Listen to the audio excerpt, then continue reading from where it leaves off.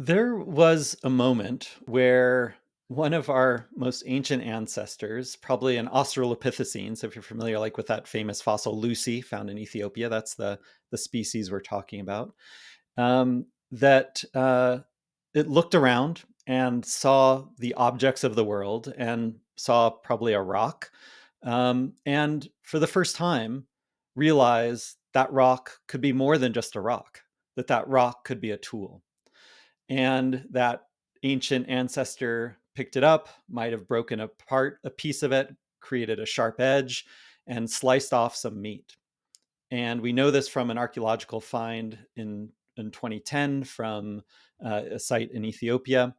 And that's the very first indication of a stone tool being used by one of our ancestors. There's additional finds in Kenya and elsewhere that support this work. What led to that actual true moment of discovery, is a bit of a mystery. We don't know that individual, or that spark, that creative spark that led to that exact moment. But we do know certain elements of it had to be in place. We know that, for example, this ancestor of ours had to have a pretty good working memory. It needed to remember, first create a series of steps and then remember those series of steps so it could be repeatable for that individual, but then it could also be taught, and then whoever's learning it would also remember those steps. So uh, a, a learning a good working memory is very important. The second thing is that it needed to learn with reasoning. Sorry, it needed to learn with reasoning. And if we think about other tool users in the animal kingdom, you can think about like ants and insects.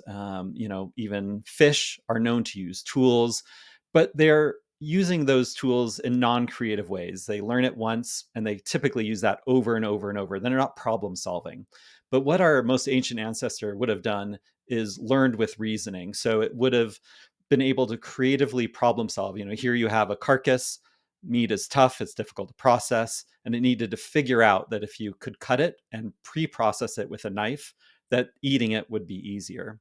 And then lastly, it needed to have the physical ability to do this. It needed to have the ability to manipulate tools with its hands and arms and other body parts to actually use it. So it's that triangulation between working memory, learning with reasoning, and physical ability that would have led to that very first moment of tool use, probably about 3.5 million years ago.